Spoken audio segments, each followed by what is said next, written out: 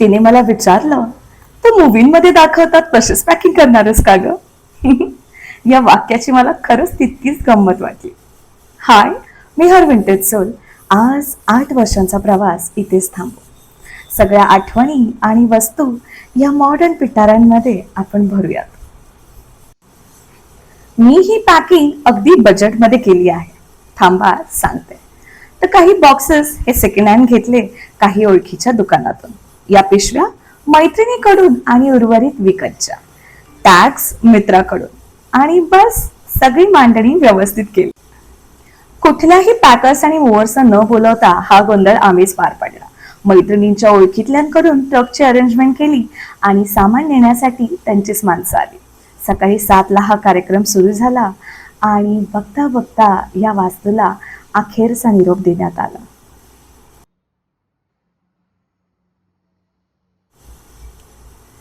ही सकाळ जरा खास होती. शुभ्र आकाशासह एका नवीन गोष्टींची सुरुवात होती. पोहोचलो त्या वास्तूत जिथे ती सुखदार भावना मिळाली. हा, सध्या या तटस्थ उभ्या भिंती आहेत. मला माहितीये, आमची गट्टी जमली ना की या तटस्थ भिंती त्याही सुंदर आणि सुशोभित दिसू लागतील. एक एक करत सगळं सामान वरती आणण्यात आलं.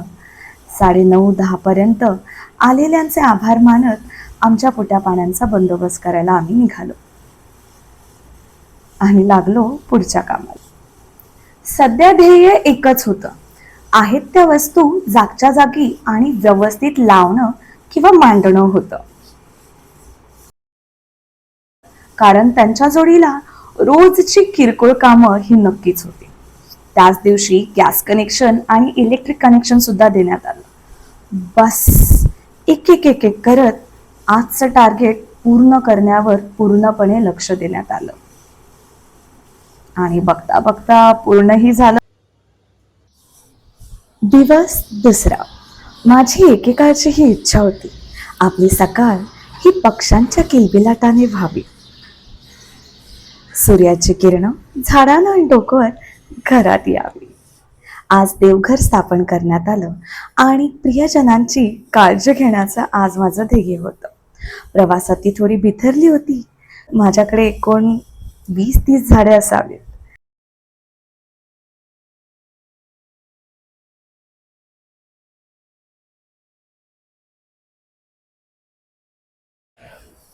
खरं सांगायचं झालं तर या प्रवासामध्ये झाडांना थोडी दुखापत नक्कीच झाली आहे. 2-3 माझी जी छोटी छोटी रोपं होती त्यांना मी वाचवू नाही शकले आणि काही मोठी रोपं होती जी अगदीच उंच होती, त्यांना मला थोडं कट करावं लागलं आहे. असं.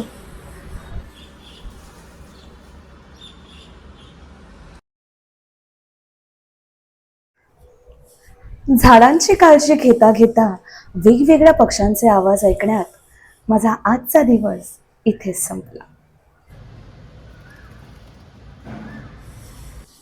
दिवस तिसरा.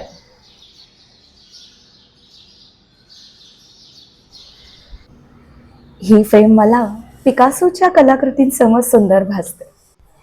जुने पडदे या खिडकीला तोकडे पडतायत, पण उजेड मात्र तसाच उबदार देत आहे. आज एक पाहुणा आलाय, तो तब्बल 26 वर्षांचा आहे.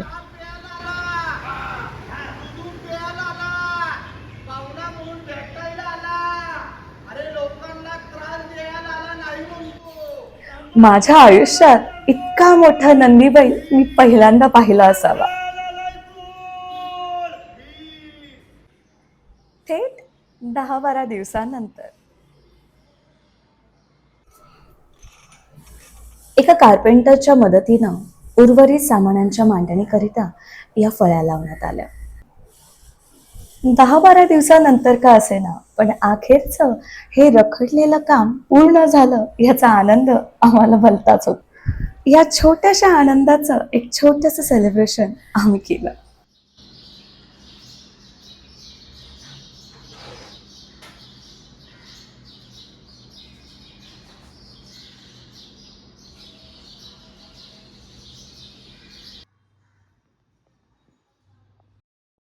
तसं बघायला गेलं तर बऱ्यापैकी कामं आता पूर्ण झाली होती. आज अक्षय तृतीयाच्या मुहूर्तावर या वास्तू छोटंसं गणेश पूजन करून ह्या वास्तूचे आणि देवाचे आभार मानले. थोडंसं वाक्यात बदल करते, वास्तू नाही, या घराचे आभार मानले. या घरातल्या एका कोपऱ्यातली मांडणी अजून बाकी आहे, तिचेही बंदोबस्त लवकरच करू.